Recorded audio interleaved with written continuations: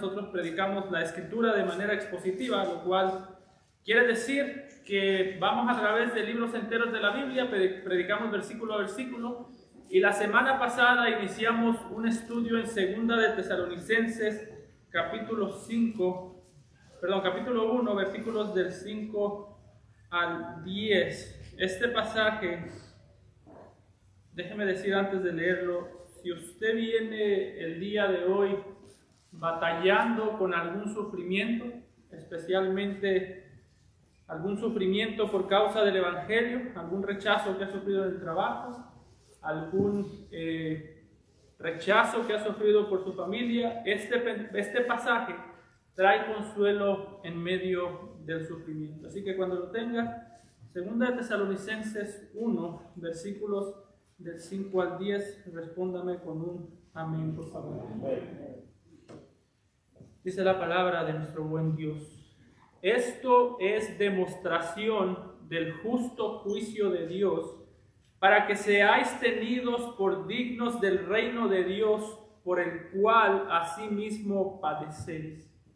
Porque es justo delante de Dios pagar con tribulación a los que os atribulan, y a vosotros que sois atribulados, daros reposo con nosotros cuando se manifieste el Señor Jesús desde el cielo con los ángeles de su poder en llama de fuego, para dar retribución a los que no conocieron a Dios ni obedecen el evangelio de nuestro Señor Jesucristo, los cuales sufrirán pena de eterna perdición, excluidos de la presencia del Señor y de la gloria de su poder, cuando venga en aquel día para ser glorificado en sus santos y ser admirado en todos los que creyeron, por cuanto nuestro testimonio ha sido creído en vosotros. Amado Padre, venimos ante ti con temor y temblor, pero también con mucha gratitud en el corazón, Señor. Padre, sin este pasaje y pasajes como estos, nosotros en este mundo sentiríamos que somos los más dignos de lástima, Señor. Padre, gracias porque en tu misericordia tú permites que suframos, y Señor, nos ayudas a entender en parte tu propósito detrás de nuestro sufrimiento. Señor, te pido que tú pongas sobre nosotros el día de hoy oídos para oír, que podamos estar atentos, que pongas en mí boca para hablar con claridad más allá de mis fuerzas, pero sobre todo, Señor, que tú hables a los corazones, Señor, porque, Señor, qué gran consuelo tenemos aquí y no quisiéramos salir de aquí sin entendernos. Ayúdame, Padre, ayúdanos. Padre, perfecciona a tu pueblo, tanto a través de la tribulación, pero sobre todo a través de la exposición de tu palabra. Te lo pedimos en Cristo Jesús. Amén. ¿Pueden tomar asiento, hermano? Si nosotros observamos la manera en la que el apóstol Pablo ha venido tratando con la iglesia de Tesalónica, si nosotros resumiésemos o leyésemos las dos cartas de corrido, que lo invito a que usted lo haga en su casa si puede esta noche, algo que vamos a notar cuando nosotros leemos tanto primera como segunda de Tesalonicenses de corrido juntos, algo que vamos a notar es que hay un gran énfasis en el sufrimiento del cristiano. Casi que usted no puede encontrar un capítulo en estas dos cartas en las que Pablo no esté hablando acerca del sufrimiento, en el que Pablo no esté exhortando a los hermanos a soportar el sufrimiento con paciencia, en el que Pablo no esté alentando a los hermanos. A lo largo de toda la carta, una y otra vez se nos habla acerca del sufrimiento, porque como hemos dicho en el pasado, esta iglesia de Tesalónica tenía dos cualidades. Primero, tenía la cualidad de ser una iglesia ejemplar, una de las iglesias más maduras a lo largo de todo el Nuevo Testamento. Y segundo, tenía la cualidad de ser una de las iglesias con más sufrimiento en todo el Nuevo Testamento. Así que Pablo habla del sufrimiento en estas cartas desde varias ópticas, o desde varios puntos de vista, y la razón por la que hace eso, debemos detenernos a pensar eso. Si tuviésemos a Pablo aquí y le preguntásemos, Pablo, ¿por qué tanto insistir con el sufrimiento? La razón por la que Pablo hace eso es porque aunque el sufrimiento es el instrumento que Dios utiliza para perfeccionar a su iglesia, aunque el sufrimiento es el instrumento utilizado por Dios para perfeccionarnos, para llevar a cabo su propósito, Pablo también reconoce que el sufrimiento o los cristianos que sufren por causa de la obediencia tienen un gran peligro en sus almas. Es decir, ya hemos hablado en el pasado, el sufrimiento en las manos de Dios es un instrumento para perfeccionar tu fe y para perfeccionar la mía. Yo espero que eso esté claro, pero hermano, no quiero que pasemos de vista que existe un peligro para nuestra alma cuando sufrimos por causa de obedecer a Dios. Existe el peligro de pensar que Dios nos ha olvidado. Existe el peligro de pensar que Dios no es todopoderoso. Y esto es algo que no solamente es un peligro para nosotros, fue un peligro para los cristianos y los santos de todos los tiempos.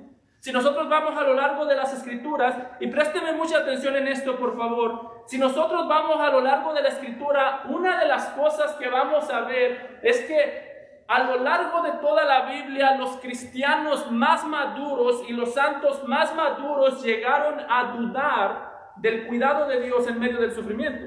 Acompáñenme a Salmos 73, 12 y 14. Note las palabras del salmista. Note cómo el salmista habla en un momento que estaba experimentando mucho sufrimiento. Salmos 73, 12 y 14.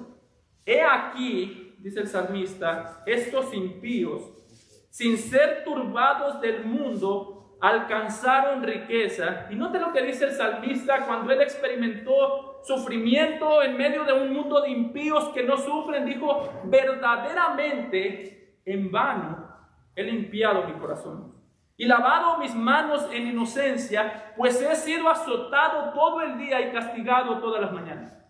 Wow. Eso no suena como un cristiano siquiera. El salmista vio su sufrimiento por causa de la obediencia, vio todo lo que sufría, vio a los impíos, a los que no eran creyentes, a los que no amaban a Dios, vio que él sufría por causa de la obediencia y vio a los impíos muy tranquilos, y su conclusión fue: ¿de qué sirve obedecer a Dios? Eso no suena como un cristiano, pero es un cristiano. En medio del dolor, su conclusión fue: ¿para qué limpié mi corazón? ¿Por qué no nada más lo revolqué en el pecado? ¿Para qué me preocupé tanto de obedecer a Dios si de todas maneras yo sufro más que los que no obedecen a Dios? Un momento de desesperación, el problema o el peligro del sufrimiento. Vemos algo muy similar en Habacuc 1:13, que son inclusive, no se preocupen, no tiene que buscar, son inclusive palabras más fuertes. Habacuc 1:13 le dice a Dios, está clamando al Señor y le dice: muy limpio eres de ojos para ver el mal, ni puedes ver el agravio. Y note cómo lo cuestiona: ¿por qué ves a los menospreciadores y callas cuando destruye al impío al más justo que él? Habacuc, en medio del sufrimiento, le dijo a Dios: Señor, tal pareciera que a ti no te importa.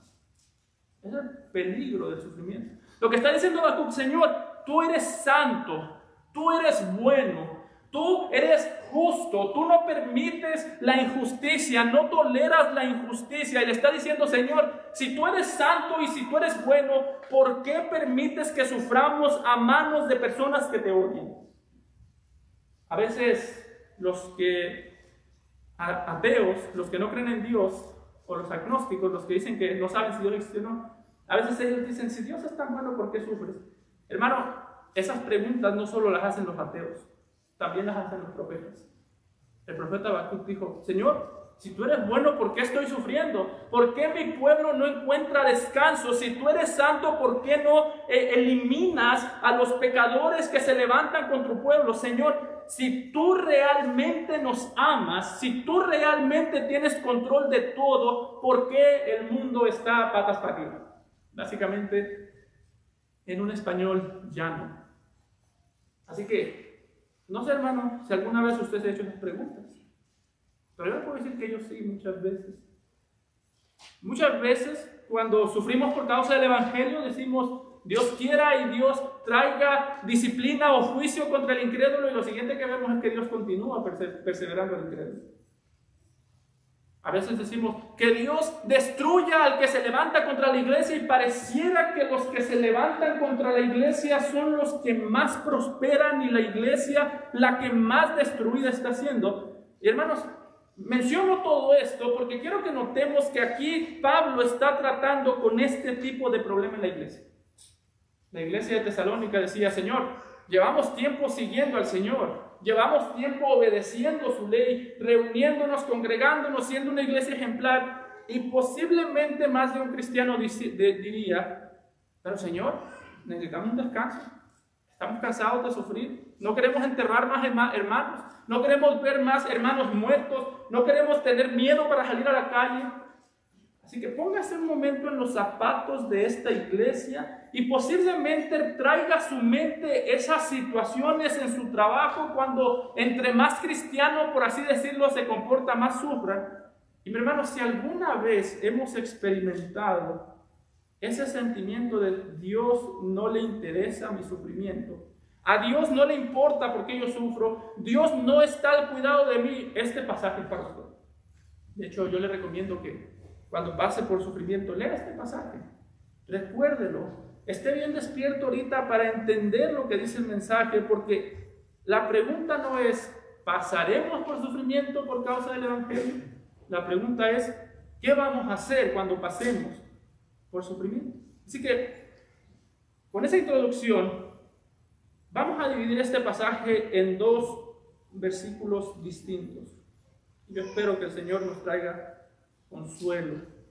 Los versículos del 5 al 6, si usted está notando, vamos a ver el encabezado que he titulado El Dios que controla el sufrimiento de su pueblo.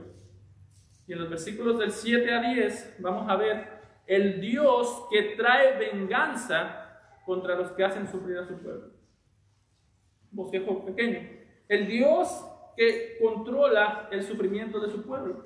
Y note cómo Pablo continúa hablando del sufrimiento en el versículo 5. La razón por la que Pablo dice, hablando del sufrimiento, dice esto, el sufrimiento, es demostración del justo juicio de Dios para que seáis tenidos por dignos del reino de Dios, por el cual asimismo padecéis.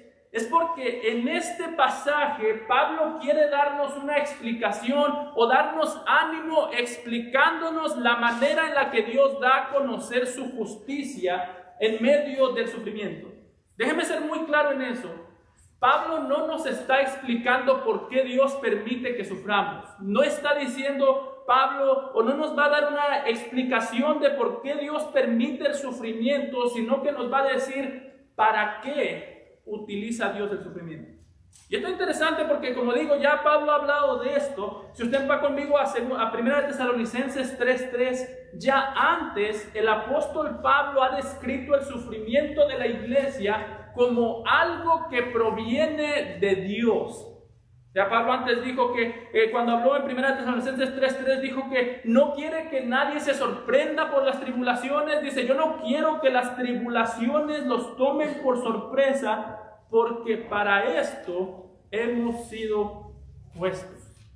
Dice Pablo, iglesia, cuando sufran, no se sorprendan, porque para esto hemos sido puestos. ¿Y quién nos puso para sufrir, sino el soberano del universo, el que gobierna todo, Dios? Así que a simple vista podría parecer, ¿por qué tipo de consuelo es ese? O sea, estoy sufriendo, Pablo, y lo que tú me dices es que Dios es el que controla y el que ha ordenado mis sufrimientos. Y Pablo diría, sí. ¿Y qué tipo de consuelo es ese? Bueno, este es el consuelo. El consuelo que Pablo nos presenta aquí es que Pablo quiere describir a Dios a esta iglesia y recordarles que es Dios el que controla nuestros sufrimientos y es Dios el que controla a los que nos provocan sufrimiento. Déjeme decirles de nuevo. Es Dios el que controla nuestros sufrimientos y es Dios el que controla a los hombres pecadores que traen sufrimiento a su iglesia. Eso lo vemos, no sé cómo Pablo continúa diciendo, no el versículo 5, parte B, dice que Dios da a conocer su justicia a través de nuestro sufrimiento. ¿Y para qué son nuestros sufrimientos? Para que seáis tenidos por dignos del reino de Dios. ¿Y qué vas a hacer Dios con los incrédulos que nos provocan su sufrimiento? Versículo 10, porque es justo delante de Dios pagar con tribulación a los que os atribulan. Está diciendo Pablo, hermanos, ustedes están sufriendo, pero Dios es el que controla esos sufrimientos y es Dios el que controla a aquellas personas que les provocan sufrimiento. Es decir, podemos ver la justicia de Dios en dos maneras. Podemos ver la manera en la que Dios en su justicia nos sustenta, nos capacita para sufrir, en su justicia nos hace madurar a través del sufrimiento, y podemos también ver la manera en la que Dios trae juicio o promete traer juicio contra los enemigos de la iglesia. El punto de Pablo es, no hay una sola cosa que suceda a la iglesia que no sea controlada por Dios. Note cómo lo dice, a través del sufrimiento nos capacita para su reino. A través, en el sufrimiento, llegará el día en el que Dios traerá juicio contra los que nos traen persecución. Y note lo irónico de este pasaje. El consuelo que Pablo le da a la iglesia no es decirles, hermanos, no se preocupen, Dios les va a quitar el sufrimiento. O hermanos, no se preocupen, Dios puede hacer que el sufrimiento pase, Dios puede hacer que la persecución pase. Pablo no dice, los tiempos mejores van a venir. Aunque los tiempos mejores van a venir después de que Cristo vuelva. Pero no es lo que dice Pablo. Lo que Pablo está diciendo es, nuestro consuelo no es que Dios puede detener nuestro sufrimiento. Nuestro consuelo es saber que los mismos sufrimientos que son utilizados por el mundo y por Satanás como instrumentos de destrucción son los mismos instrumentos que Dios utiliza como instrumentos de edificación. Ese es el consuelo. Irónicamente, hermanos, cuando el diablo, cuando el mundo, cuando los hombres levantan sufrimiento contra la iglesia, lo levantan para destruir a la iglesia, pero son esos mismos sufrimientos los que Dios utiliza para perfeccionar a su iglesia. Es lo mismo que sucedió con la muerte de Jesús, ¿no es cierto? El imperio romano se levantó contra Cristo, el imperio romano se levantó contra Jesús, el diablo, el infierno mismo se levantó contra el Señor Jesucristo para destruir a ese Mesías desagradable. Utilizaron la muerte como medio para callarlo y Dios utilizó la muerte como medio para salvarnos. Ese es el descanso del cristiano. Vamos a dejar de sufrir algún día cuando Cristo vuelva. Pero promete la Biblia que en este mundo Dios nos va a quitar sufrimiento. No. El mensaje, hermano, de la Biblia no es pare de sufrir. El mensaje es aprenda a sufrir. El mensaje no es deje de sufrir, vuélvase alérgico al sufrimiento. El mensaje es aprenda a darle gloria a Dios y agradecer a Dios en medio del sufrimiento. La iglesia, hermanos, nació por un Mesías sufriente.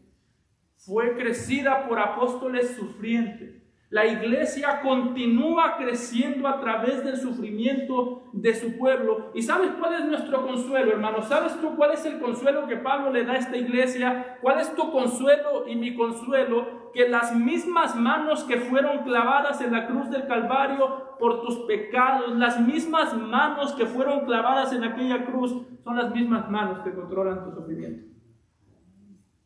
¿Por qué sufrimos? No sé. ¿Para qué sufrimos? Para ser dignos de su reino. Dice el apóstol Pablo en Hechos, es necesario que con muchas tribulaciones, y note cómo lo dice, es necesario, es una necesidad que con muchas tribulaciones entremos al reino de Dios. Así que En medio de todo esto, hermanos, tú no busques consuelo como lo busca el mundo. El mundo busca consuelo diciendo, pues ya vendrá el tiempo de las vacas gordas. No sé si te has puesto a pensar que para muchos de estos cristianos el tiempo de las vacas gordas no llegó, porque los mataron. Para muchos cristianos, para el apóstol Pablo, el tiempo de las vacas gordas nomás no llegaba, no llegaba, hasta que le cortaron la cabeza, irónicamente. Cuando le cortaron la cabeza y abrió sus ojos al cielo, dijo, aquí las vacas no están gordas, aquí las vacas revientan. Pero en medio, antes de la gloria, cargó la cruz. Jesús, antes de la corona de gloria, cargó la corona de espinas. Hermano, ese es el camino a la gloria. ¿Y cuál es el consuelo que Pablo le da entonces a esta iglesia? El consuelo de Pablo a esta iglesia es recordarles, hermanos, aún el peor de los pecadores que se levanta contra ustedes, aún el más perverso de los gobernantes que busca matarlos, aún ese está en las manos de Dios y aún ese tendrá que enfrentarse a la ira de Dios. Ahora que viene tiempo de elecciones, todo el mundo empieza a decir, la iglesia está en peligro si gana tal candidato. Y yo entiendo el punto. Hay candidatos perversos. La iglesia está en peligro, así que la iglesia tiene que ser responsable y tiene que ser responsable en votar. La iglesia está en peligro si tal persona gana, si tal persona llega en poder. Hermano, la única manera en que la iglesia estuviese en un peligro real es que Cristo dejara de existir. La iglesia no está en peligro. La iglesia nunca va a estar en peligro. Cuando Cristo deje de reinar, la iglesia dejará de existir. Es decir, nunca. Por eso es que Pablo les está diciendo, hermanos, no pongan atención al sufrimiento, no pongan atención a los gobernantes que los hacen sufrir, pongan atención al Dios que gobierna sobre el sufrimiento y al Dios que gobierna sobre sus gobernantes. Por eso que en este sentido podemos todos imitar la valentía de los amigos de Daniel en Daniel capítulo 3, versículos 17 al 18, cuando se les dijo, arrodíllense ante nuestra estatua, arrodíllense a nuestro Dios. ¿Y qué dijeron estos hombres? En medio de la persecución, cuando su vida estaba en peligro, cuando lo único que los podía salvar aparentemente era que se arrodillaran ante un ídolo, le dijeron al rey, al hombre más poderoso de aquel tiempo, he aquí, nuestro Dios, a quien servimos, puede librarnos del horno de fuego ardiente, y de tu mano, oh rey, nos librará. Este pasaje siempre me da escalofrío.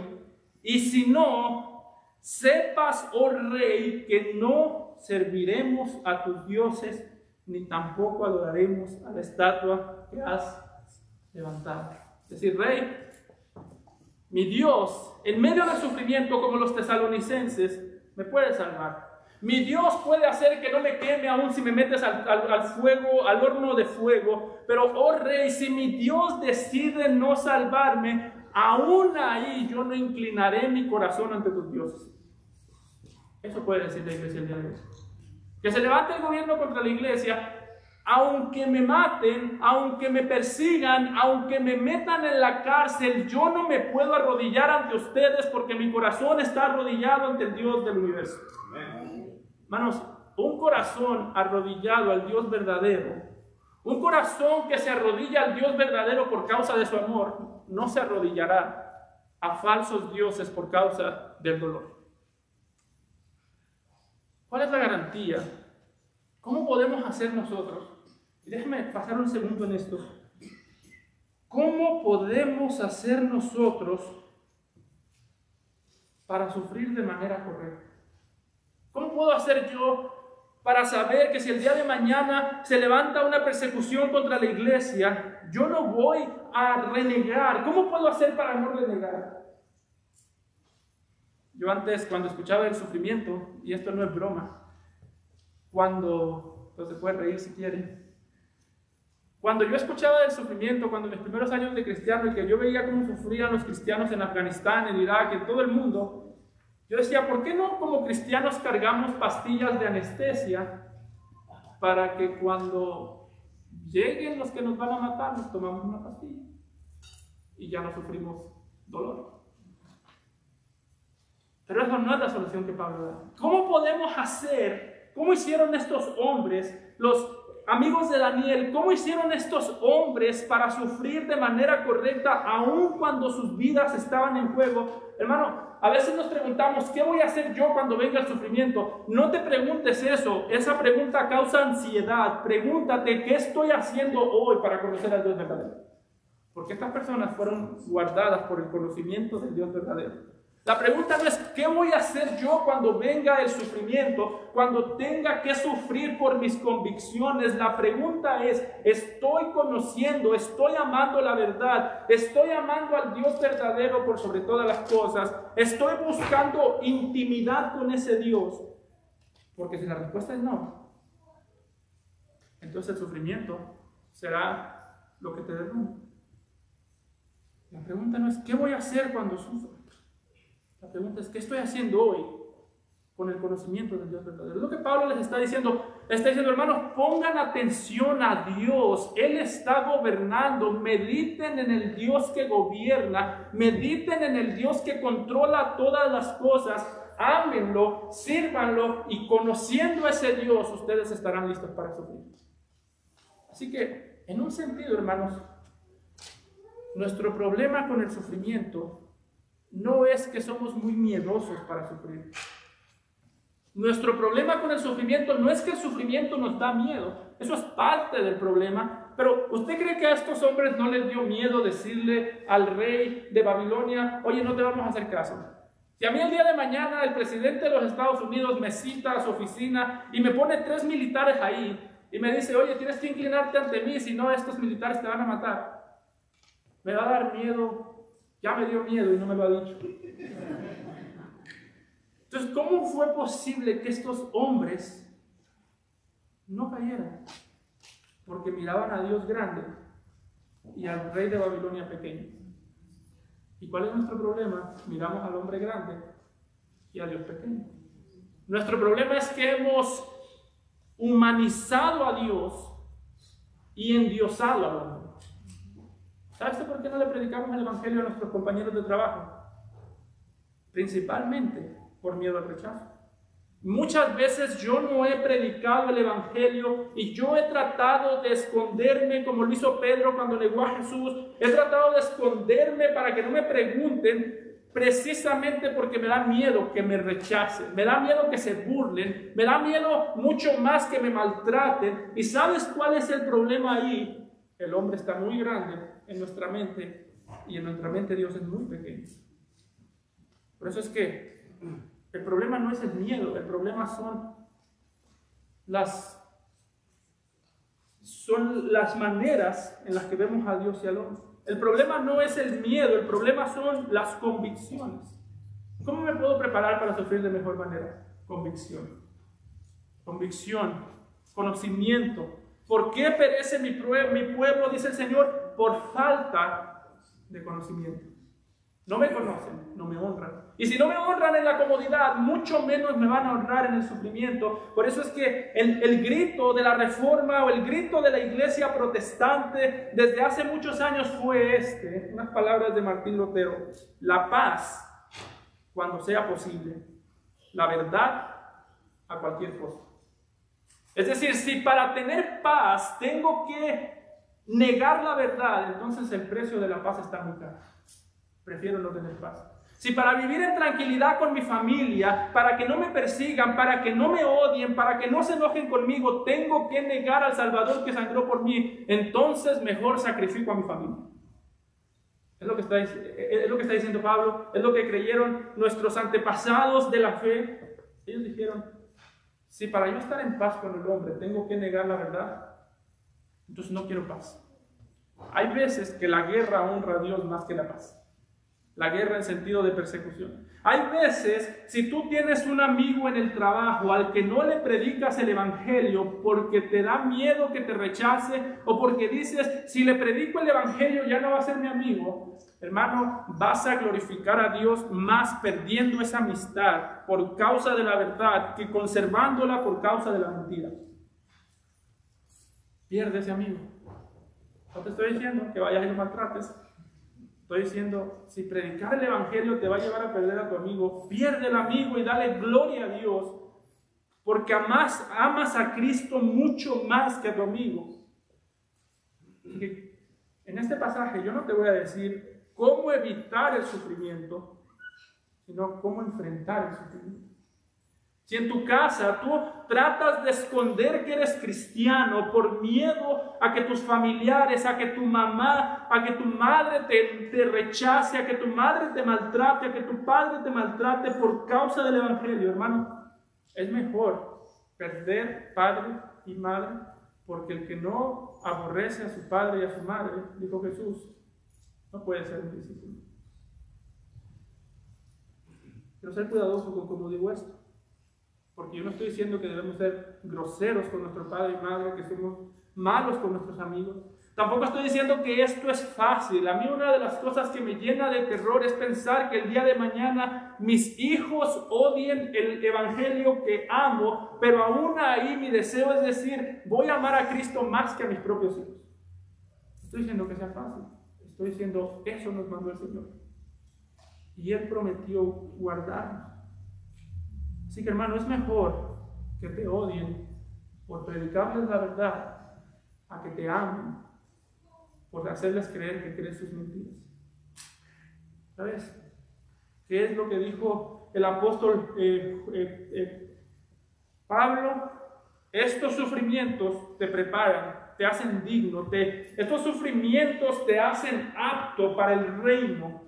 Así que si tú estás pasando por sufrimientos, si tu familia te rechaza por ser cristiano, si tus hermanos te rechazan, si en tu trabajo te rechazan, hermano, recuerda las promesas de Dios. El Señor te está perfeccionando y recuerda, el mundo no se impresiona por la cobardía, sino por la valentía de creer estas cosas. No sé si usted alguna vez ha hablado con una persona que diga, yo creí en el Evangelio porque tenía un primo que era bien cobarde y nunca me predicaba el Evangelio. Tenía un primo que era bien miedoso y nunca predicaba el Evangelio porque tenía miedo. Y cuando vi su miedo dije, voy a creer. No, siempre es, yo creí porque miré el testimonio de algún familiar que yo mismo maltraté. Miré que parecía inquebrantable y cuando lo vi sufriendo, mi única opción fue decir, o él está loco y yo estoy perdido. Así que tú quieres a tus hijos ver a tus hijos venir al Evangelio, tienes que tener convicción. Porque la convicción atrae, la cobardía huye.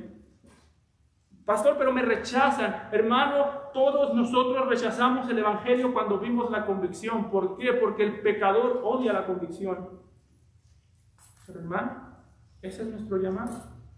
Como digo, nuestro problema, la razón por la que muchas veces vemos el sufrimiento con mucho temor, con mucha falta de confianza, porque con mucha facilidad vemos al hombre grande y a Dios pequeño.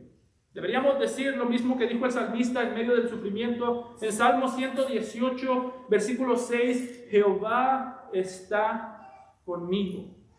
No temeré lo que me pueda hacer el hombre.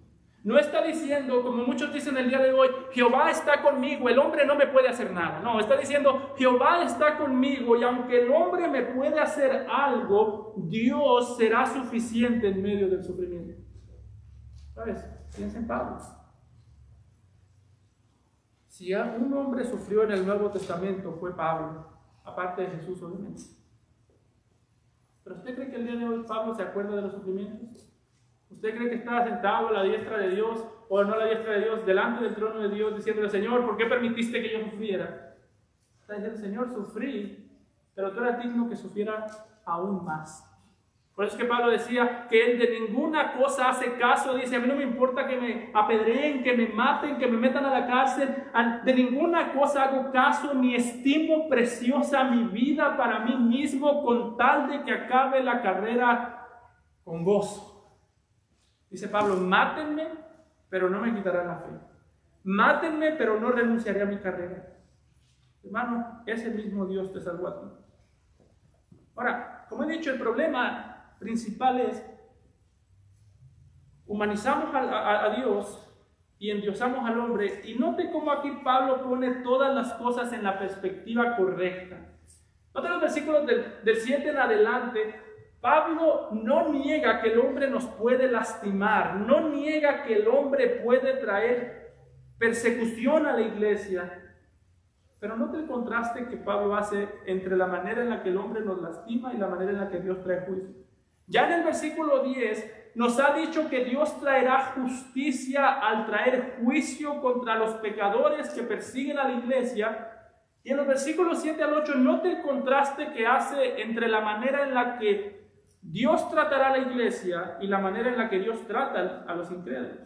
A vosotros, dice Pablo, que sois atribulados, cuando Él venga, os dará reposo con nosotros.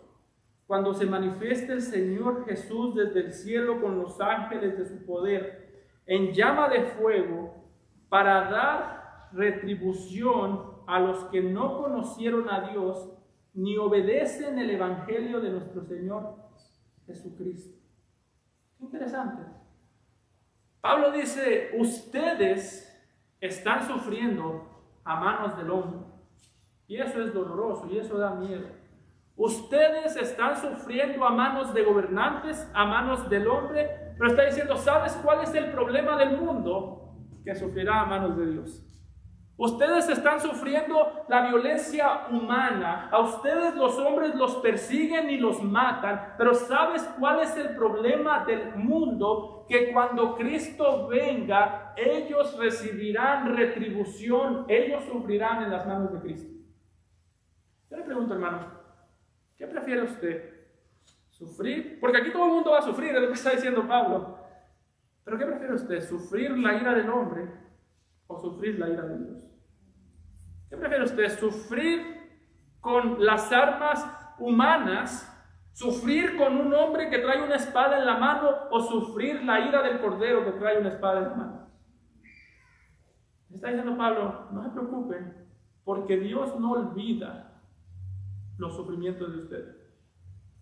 En este sentido, Dios es el vengador por excelencia. ¿Por qué? Porque Pablo está diciendo, la persona más peligrosa para el mundo, la persona que más puede traer sufrimiento al mundo, no es el hombre, no fue Hitler, no son los gobernantes, no son los terroristas. La persona que más sufrimiento puede traer al mundo es Cristo.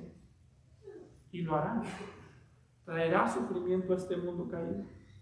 Está diciendo Pablo, alégrense porque aquel día, aunque ustedes el día de hoy conocen la ira del hombre, aunque ustedes han visto a un hombre enojado contra ustedes, aunque ustedes han visto a un hombre tratar de matarlos, alégrense que nunca experimentarán la ira del Cordero.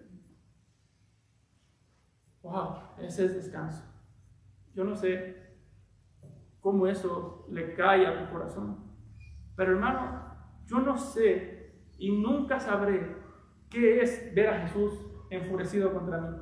Yo no sé y nunca sabré qué es ver a Jesús como un guerrero que viene a traer destrucción. Y note cómo lo dice Pablo. Dice que en aquel día, cuando Cristo venga, nosotros básicamente le adoraremos por dos razones. Primero, por el descanso que trae a la iglesia. Le adoraremos como el cordero que fue inmolado en la cruz. Le adoraremos por la salvación, por el perdón de pecados, pero le adoraremos también por el juicio que trae contra el mundo. A veces preguntamos, ¿será que en el cielo vamos a estar tristes que haya gente en el infierno?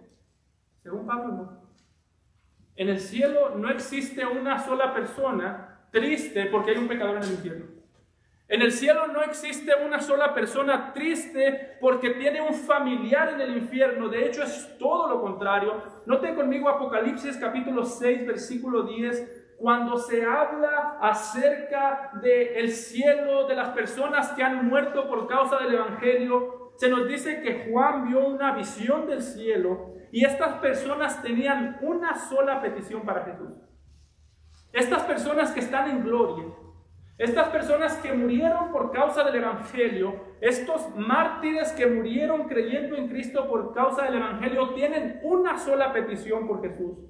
Clamaban a gran voz diciendo, ¿hasta cuándo, Señor, santo y verdadero, no juzgas y vengas nuestra sangre en los que moran en la tierra?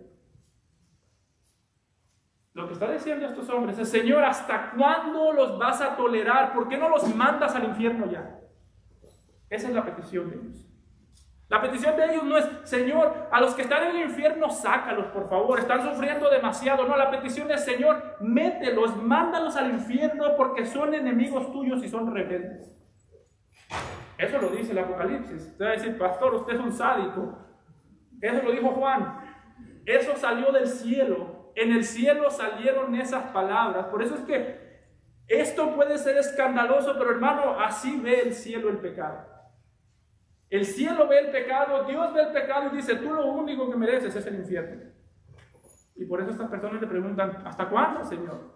¿Hasta cuándo los vas a tolerar? ¿Por qué no los destruyes? ¿Por qué no los mandas al infierno? ¿Por qué, Señor, los toleras tanto? ¿Por qué no vengas nuestra sangre, Señor? Wow, otra vez, que esas palabras salgan del cielo solamente nos enseña lo grave que es el pecado, lo grave que es la rebeldía contra Dios. Por eso, si tú estás aquí y tú no has creído en Cristo, mira estas palabras. ¿Hasta cuándo, Señor? ¿Por qué les tienes tanta paciencia a los enemigos?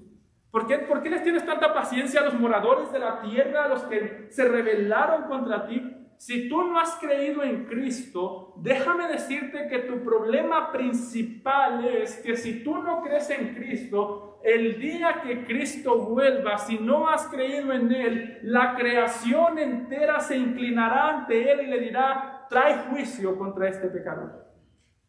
Si tú no crees en Cristo, en el cielo no habrá nadie diciendo: por favor, sácalo del infierno. Pero mis papás son cristianos. Tus papás dirán: Señor, te doy gloria porque castigaste, porque destruyes a este pecador. La creación entera glorificará a Cristo por tu destrucción si tú no crees en Cristo.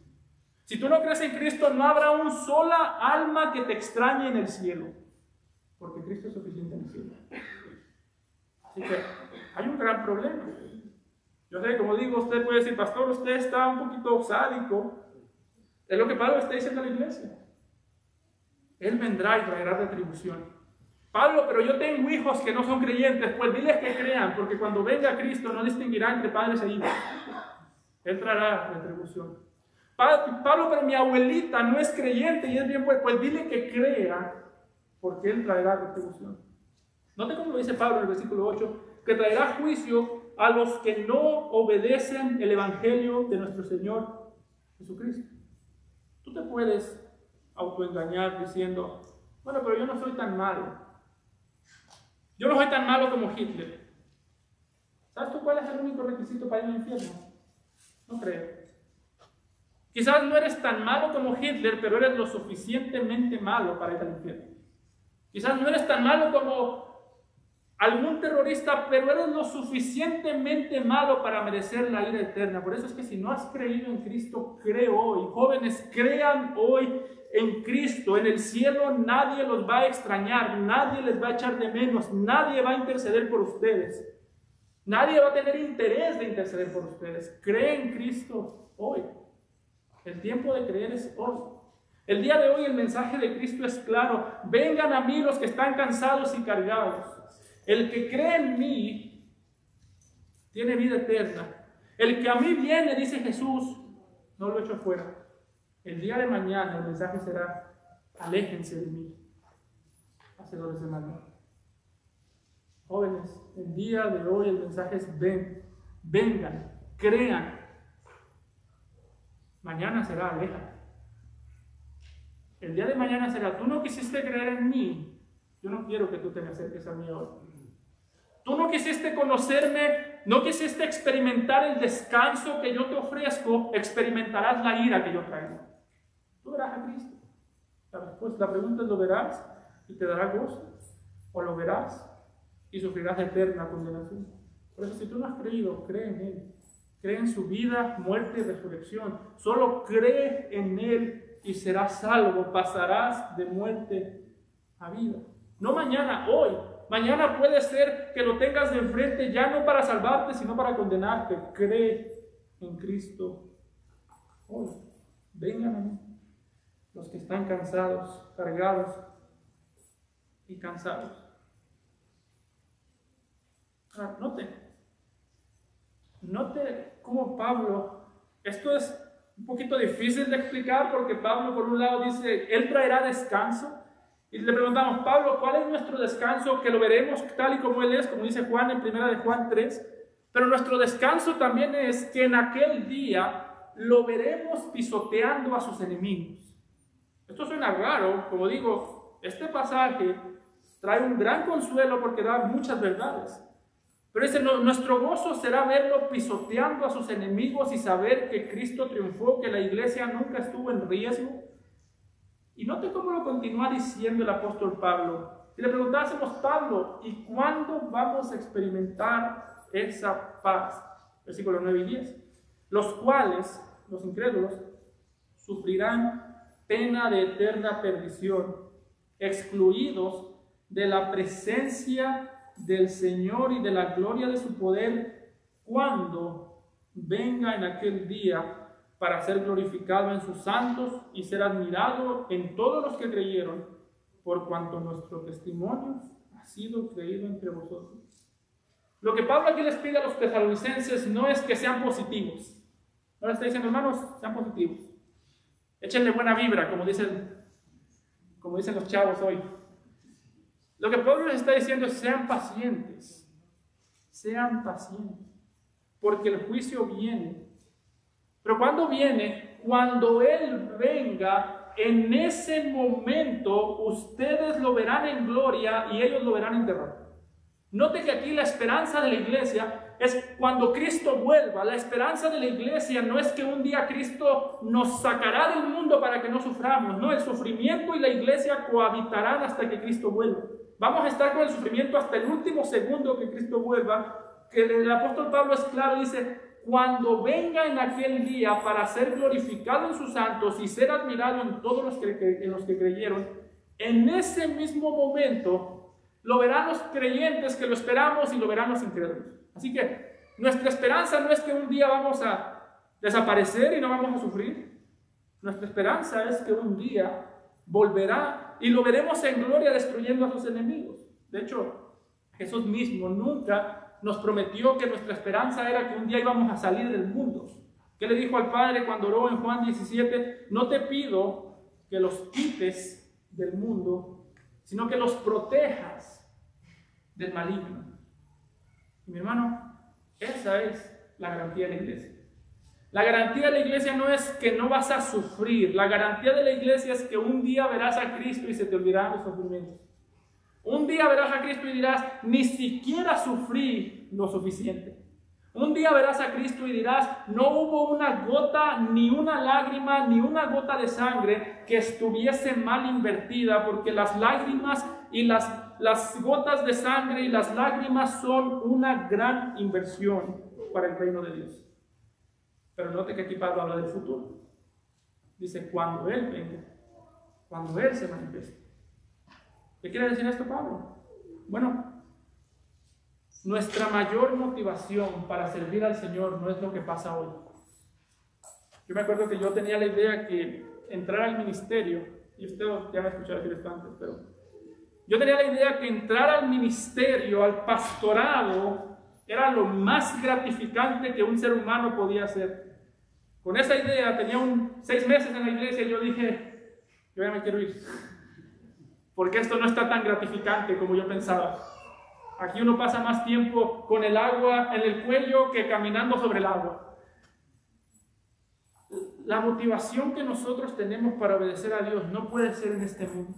Y yo no estoy diciendo que sea malo. Dios en su misericordia nos bendice mucho en este mundo, en su misericordia nos da alegrías, en su misericordia nos permite ver cosas que causan gozo, y eso no lo vamos a negar. Dios es un Dios lleno de gracia que nos da más de lo que merecemos, pero aún ahí necesitamos una mayor motivación.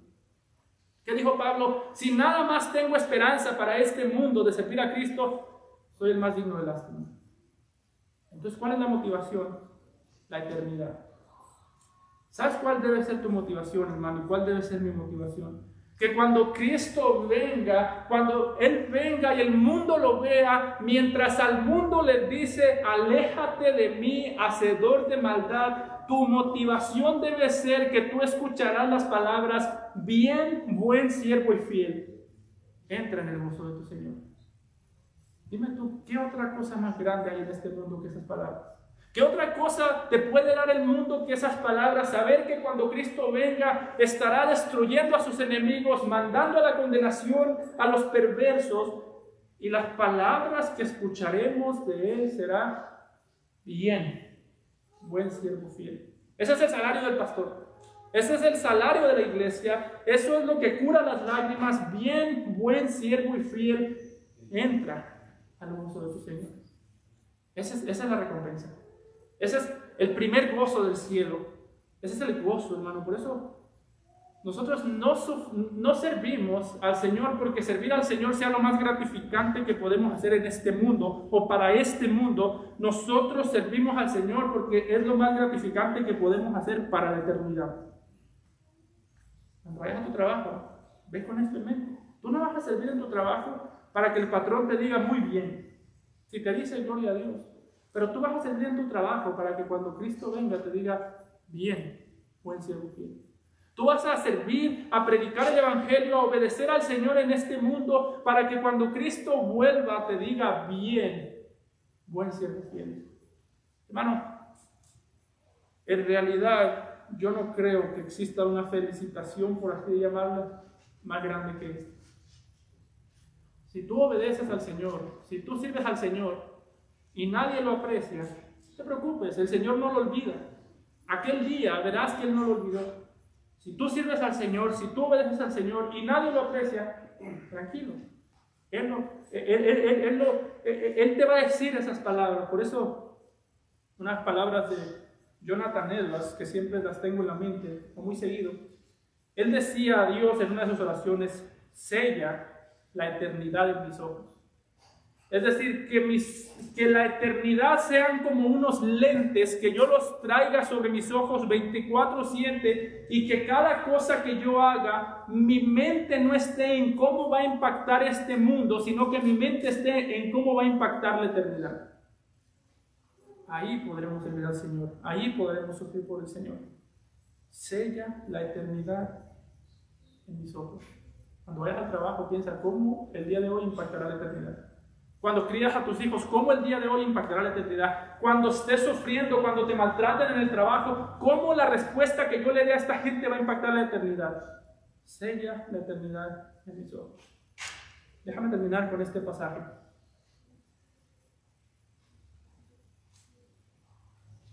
Nuestra mayor motivación para servir al Señor son estas palabras que el mismo Señor o el mismo apóstol Juan dijo en Apocalipsis. Nuestra motivación para servir al Señor es saber que vamos a sufrir, nos van a maltratar, vamos a llorar, posiblemente vamos a sangrar, posiblemente vamos a sufrir más de lo que pensamos, pero nuestra motivación principal para servir al Señor es saber que, como dijo el apóstol Juan, en aquel día enjugará Dios toda lágrima de los ojos de ellos. Y ya no habrá muerte, ni habrá más llanto, ni clamor, ni dolor, porque las primeras cosas pasaron. Sufrirás por Él y Él te consolará.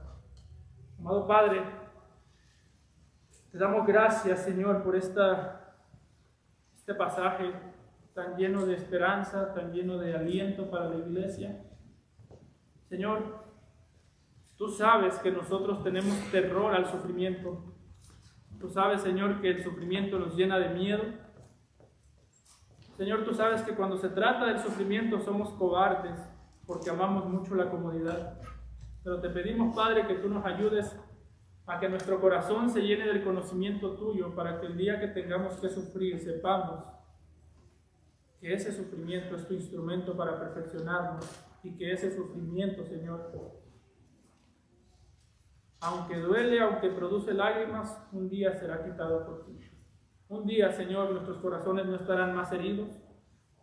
Y, Señor, un día cantaremos libremente a la gloria de tu gracia, por cuanto nos alcanzaste. Te agradecemos y ponemos esta iglesia delante de ti, sabiendo que tú tienes cuidado de ella y que tú eres el pastor que la guía y la guardará aún en medio del dolor. Cristo Jesús.